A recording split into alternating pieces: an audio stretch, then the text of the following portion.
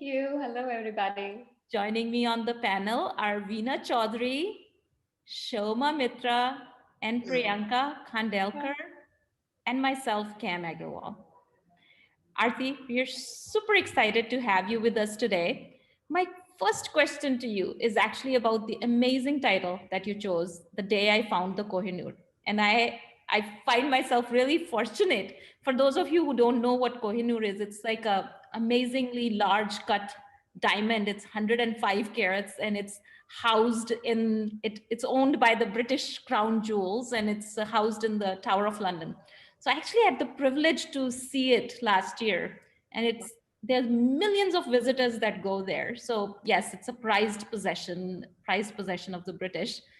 And yet you found it. So tell me, what is your reference to the Kohinoor? What is something that's so precious and so dear to you that you found it someday? Yes, Cam, thank you for asking that. Yes, definitely, Kohinoor is a prized possession and it is locked. It is locked. So it is hard to get to. As you said, you were the one of the fortunate ones to go and see. So here, what I'm referring to was that each one of us actually have our own inner jewel that it is hidden inside and we are the ones who have to find it and then unlock it. That's also, yes, Kohinoor is locked, but our Kohinoor, we have to unlock it from inside. So that's what I'm referring to. So our Kohinoor that's within us, and Yes, yet I feel like we keep it locked. yes, exactly. Where is We that key, Arti? Where's the key? yes, that's absolutely right. The key is in first actually knowing that there is a Kohinoor, right? Knowing that there is something inside of me that needs to be out and needs to be actually sought. One is to that knowing that it is there. Second is, okay, I'll start seeking what it is. And that's when the journey begins of seeking.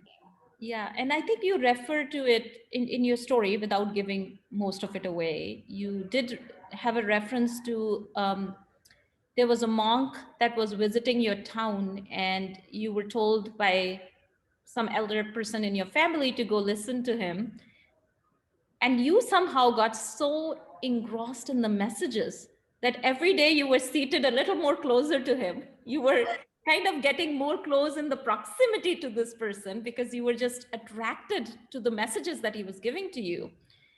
And it seems what I'm really curious about is the you had few moments of a delightful conversation with him, and it's not that he gave you the magic button or some Aladdin ka lamp or something to solve your problems, but yet you feel and you refer to that being the day you found the key to unlock your inner Kohinoor. So my question is, does this really happen that you meet someone who's spiritually enlightened, and you have some conversations with them and suddenly your life transforms? Or did it happen for you because of some work that you had put into it, and that was the right moment and the right time and the right message that you needed to hear just to go to the next level? Oh, wonderful question. Sometimes we think that in our lifetime that we have actually this is the moment that has actually really, we can pinpoint. But actually both are true. That is the time that I decide that first was the decision to even go to that. I mean, to listen to the uncle who actually told me. If I had just shrugged it off, I would not have gone at all. And my journey would have been different. So every moment we are actually making decisions, and one decision is leading to the other. So definitely, however we are leading our lives, it has an effect to taking me to this moment where that moment can actually open another gateway. So definitely going through each moment and you know uh, being in tune with that moment, that moment. And I think it was, I wouldn't say, I mean, listening to him, because the trust that I had in him, I just took that step and I went there. And definitely, we think that this is this moment that actually changed, but there was a time, there was a journey behind that actually pulled you towards this moment, which was the opening of the life ahead. Beautifully said. So it's not just one moment. It's you preparing yourself to actually be ready when that moment arrives. Absolutely. Beautifully said, Arti. Absolutely. And and it's also said that sometimes we hear things so much, so many times we hear things, but when our mind is tuned to the teacher or whoever, like, and it's not just one teacher, I think I am learning from everybody, and every conversation I'm having, I'm learning, because I feel like life is a learning. And what am I going to learn today? Is, if that's the thought that I have, that's you know, we're gonna have a different life. Arti, I really want to talk about this part. Like, I have a daughter who is 3 year old, and when they told me that you're going to have a daughter, and so all our friends were telling, wait until they become a teenager. And it was like, okay, what happens when they become teenager? Especially they were telling that to my husband, like, wait till she become a teenager. So, and as a parent, right, when they're younger, we want to be that perfect parent to them, and we want to raise a perfect kid, right? Like, my daughter is like super thin and skinny. People will say, oh, you don't give her food, or like, there's so many things, right? The guilt factor as a parent we get, like just not giving enough of us. So, and you talk about that in your story, like you wanted to be a perfect mother, you wanted to raise a perfect kid. Yeah. So what do you want to say about that now? Like, now your kids are teens. Yes, one is out of teens. Wow. Yes, definitely. I think this is the problem that I had. Like, and beautifully said, Priyanka, that we think that we have to be perfect moms raising perfect kids.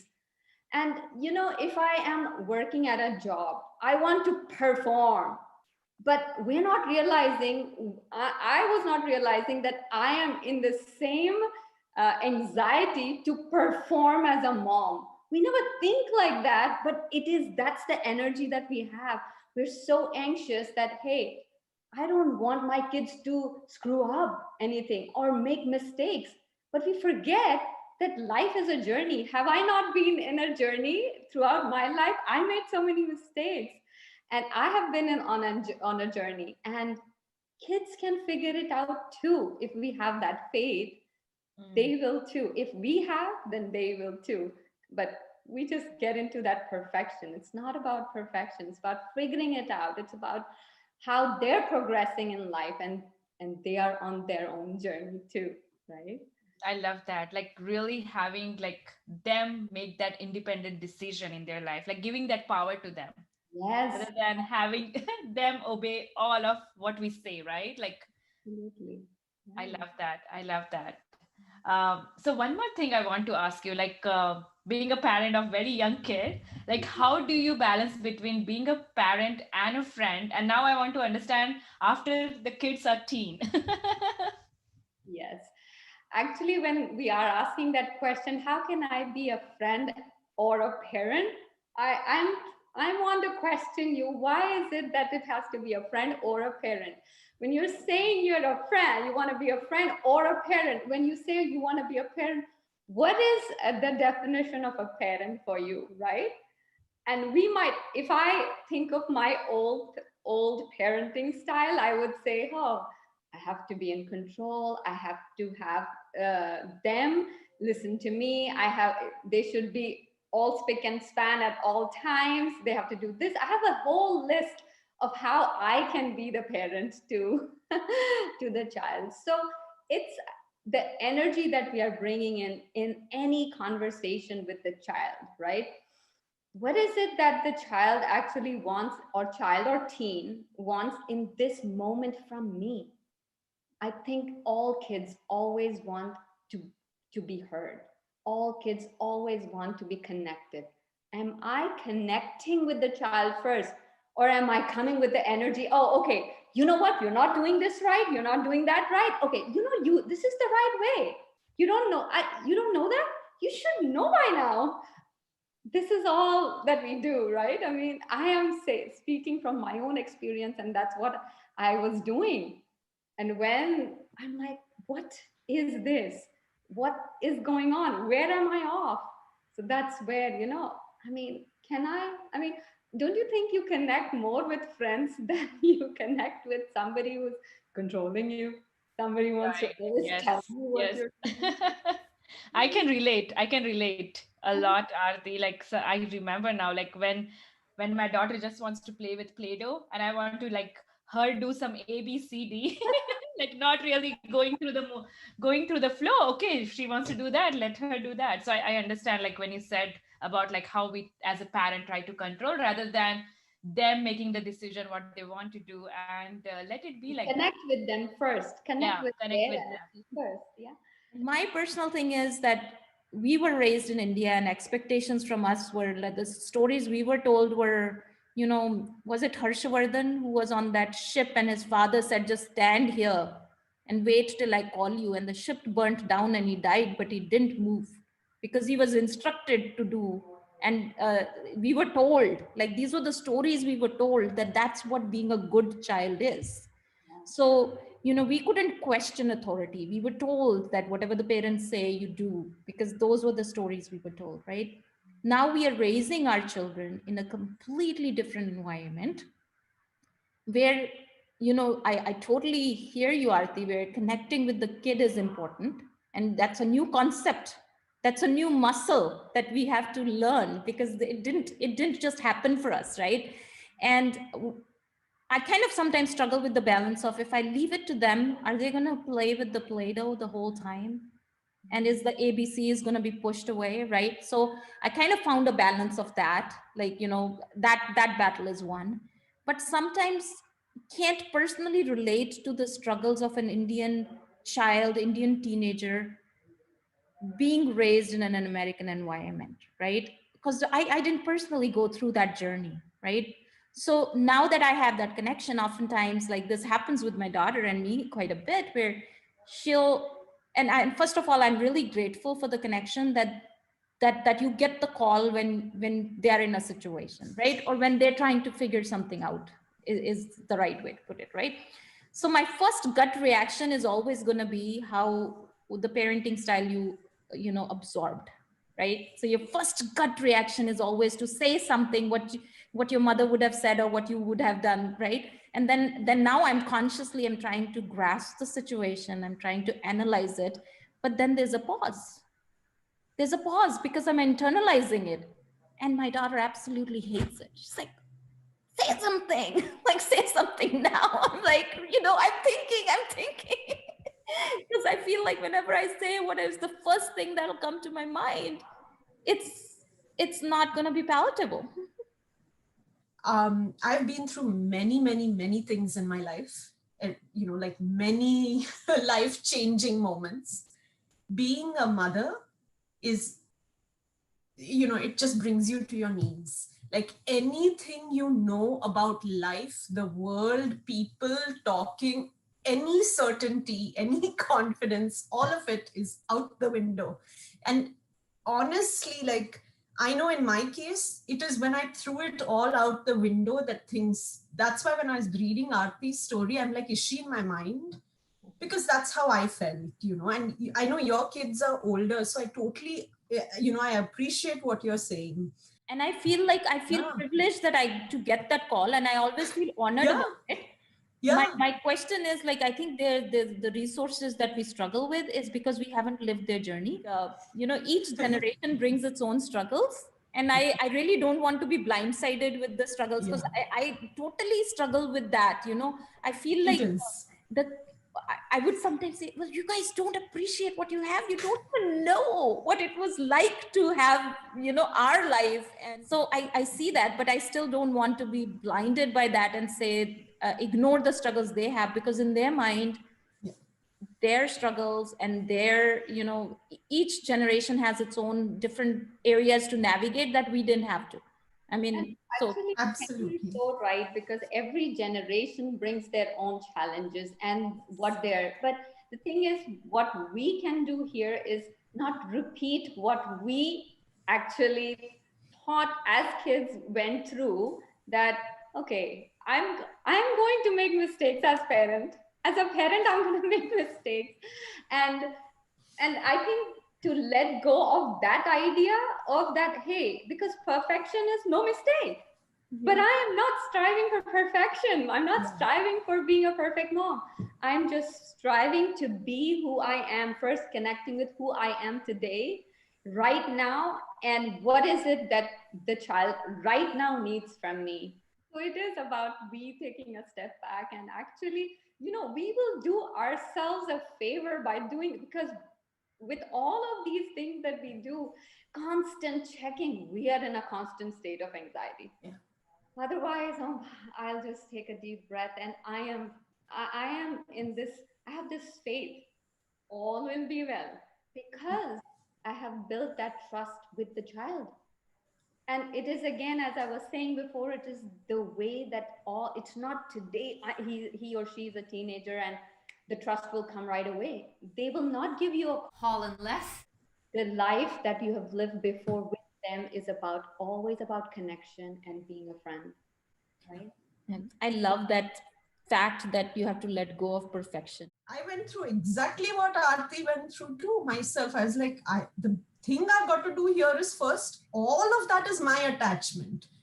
How is she going to behave? What is she going to do? When is she going to text me? Where is she? What is she wearing? That's all my notions. And Like literally. which is absolutely right. When you Yeah. when you said the word, it is all my attachment. It is what, one biggest lesson that actually has come to me is by teaching other kids. So when they are in the class, doesn't matter how they're behaving. I'm just looking at them being them. And when I come home, how are you sitting? Don't sit like this. Why? That one aspect is the attachment that this is my child and my child must behave this way. Why? Who said that was a being in the class? Where there was a being, and this is a being too. We are all beings. We're all divine beings on a journey, right? So that's the part that we need to break. And it's not easy, of course. And it is every day that being conscious. Am I present today? Am I present today? And that's the only way. I also think a job of the parent is to in some ways be present and connected, but also let them learn from what is right and wrong, right? Because that is part of our job. And then as a child, I think their job is to test limits.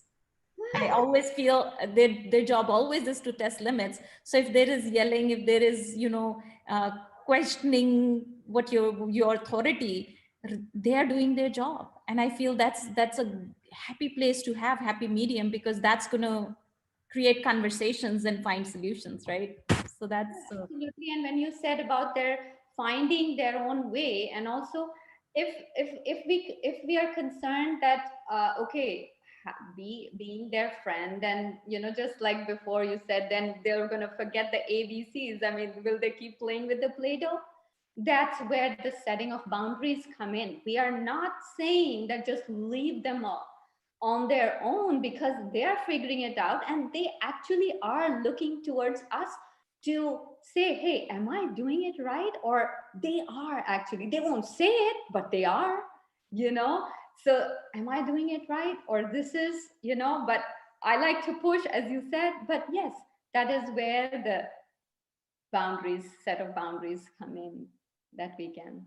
Yeah. It's interesting because we are a wide spectrum. Here we have Priyanka, who's got a very little child, 3 years old. My daughter is 33, so I'm on the other end of the spectrum, where I've been there, done that, gone through all of these, that you all are talking about, pushing the limits and, our how we parents have tried to control. And I've gone through all of these, the morning sessions where, trying to get them to school and on the bus and screaming and all of that. So I'm coming from someone who's a little bit ahead on the journey. And you know what? There's a Khalil Gibran saying, like he's written, that we bring our children they take birth through us, but they are on their own journey, and we have to let them do that.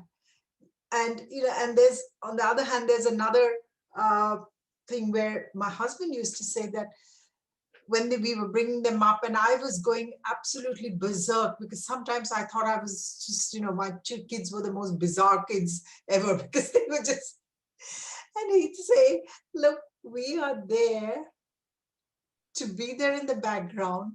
Let them choose. We give them their values, but let them follow their own path. Let them stumble and fall. We are there to pick them up.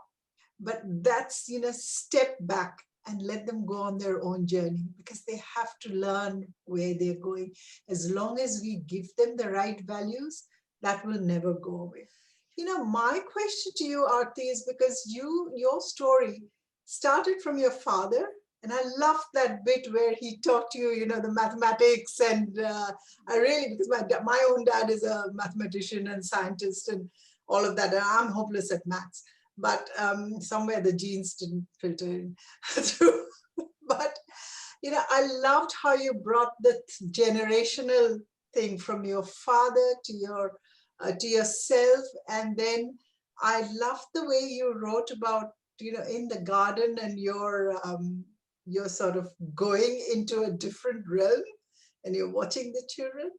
So tell me about these generational gaps, and what is your, what is your take on bringing our children from generation to generation, and where does spirituality come into all of this? From your father to you and then to your children. Are you inculcating that?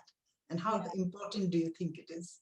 Oh, yeah, absolutely. Thank you, Shioma, for asking that. Definitely when we talk about the generation, it's not necessary for me in my life. My dad or mom, they never controlled me. Means yes, of course, there were boundaries. But my dad especially would always ask me for everything. What do you think, Arti? I felt that I was heard. So at all times, and here I was not doing that. And then I had to go back. And when I said in the story, when I say that I don't remember that's what I wasn't raised like this. I was, and why am I doing this? So, and also when you talk about the journey, and how I go through spirituality, and I think that's the crux of it, because we all are, in essence, one spirit. Each one of us is a spirit, right? And in the soul embodied in a package, all of us are coming as a different package, and all of us are being on this journey. If that shift I can make, and not easy, if that shift I can make and say that, hey, if I am on this path, I am on a journey, so is my son, so is my daughter. Haven't one of the things that actually we have gone through in our childhood, certainly I'm sure you all can relate, that it was either engineering or medicine or law. Those were the three things. And of course, I also fell into that, became an engineer, but having no love for it. Literally no love for it. What love I had was for children. Right from the beginning, I had love for children, right? And here we are. I didn't want to do the same thing. That why just three? And US, and we have a lot of opportunities. Kids have, but again, so when my son actually he said, I want to be in the music industry. Now, music industry is some entertainment industry is so alien to us. We're all a family of science and math and engineering and doctors, and here he says, so Beta, I don't know. We don't know anything about it. You're the one who has to actually really explore this and see where it's going to take you. What kind of a job? Again, that mentality of, oh, job, or how much money will it earn, etc., coming in. Then pausing back again, same thing. I am a being here going on my journey.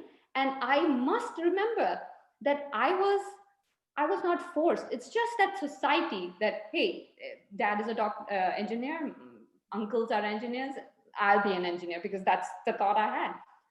But after so many years, I'm not on that journey anymore.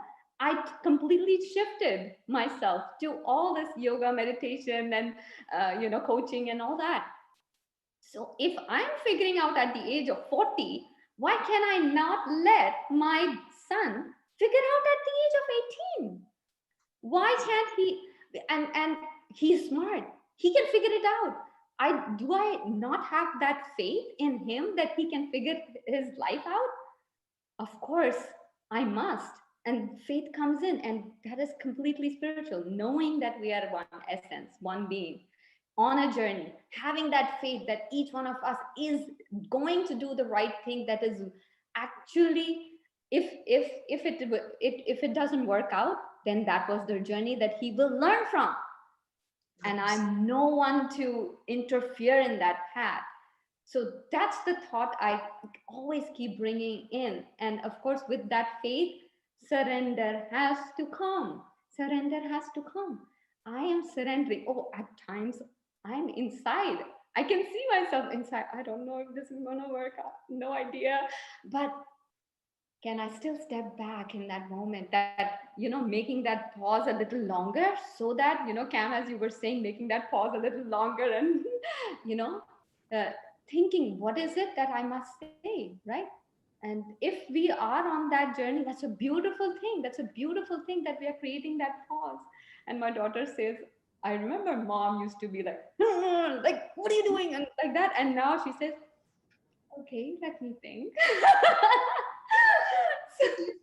That's so right. Because, see, because you're allowing them to do, whether it's a music industry, or they will never have any regrets. Yeah. Whereas in our case, like, just for my example, like, I wanted to be a commercial artist, and I had got into the government art college. And that was something very, very difficult to do, because in those days, getting into government art college was really hard. Anyway, I was one of the few that got in. And so I came to my mother and I said that, I've got into this thing. And she said, what are you going to, this is after my year 12. And I'd got good marks, marks and all that. And she said, what are you going to do? I said, commercial art. She said, what's commercial art? I said, you see those big billboards and they have all this thing. I want to learn, do that. And she looked like she had fallen off her chair. She said, okay. And she's a very patient person. She said, yeah, okay, you can do it. Why don't you just go get a proper degree first and then go do what you want? Yeah. And so my commercial art went out the window, because I never ever got the proper degree. I got the proper degree. I never went back to art college, but I still love art. And so that regret has always stayed with me, that maybe I could have done, this is why I love doing film editing. I love doing graphics. I love doing all of this, but it's because I was probably never allowed to try. Maybe I wouldn't have been a commercial artist. Maybe I would have come back and, done my literature anyway. I remember my mom actually saying this. Now she's almost 78, 80, or she'll be 80 soon. And I remember when I was little, I went into her drawer and I saw these beautiful, not journal, but I don't know what it's called, but recipes of amazing confectionery things. I said, oh my goodness, beautifully written, all recipes and everything. And I said, oh mom, what is this? I used to make, and I used to love culinary, and I did the hotel management. I think she was a gold medalist in some culinary thing. And I wanted to pursue hotel management. but she never got to, right? She never got to. And here, my parents, okay, she never got to, my parents never like said anything, but because and it was just a cultural thing that we didn't know and that there was any other way, so they didn't say anything, they didn't impose anything. And for me, like, there are so many avenues, so who am I to impose anything? Go explore, and we know that you will find it without regrets. You'll find your own journey and your own destination. Absolutely. But you know what, I must admit, and I have to say this, when my son was 12 years old and he came back to me and said from school, he said, they asked us to write, what are you going to be when you grow up? And I want to be a bricklayer. So when he was 3 years old, he wanted to be a coke truck driver, which was still acceptable. Then he came back to me and said, I want to be a bricklayer. So I said, bricklayer, what is a bricklayer? And we'd only come into Australia then. I had no idea what that bricklaying was a profession. And he said, oh, they earn $50 an hour. And I want to be a bricklayer for the rest. To be honest, there was that pause moment, because I thought, oh my God, here goes. My son wants to be a bricklayer. So yeah, I totally get it. But our children have way more opportunities. And I think, we as moms have grown and we're not the same that we were. But definitely, and I think your message in the story is so beautifully written. It's so beautifully you've sort of put it together that I love the way it's done. So thank you for that. And bringing all the threads together, like the spiritual aspect, bringing up your children, and the learning that you got from your father. Yeah.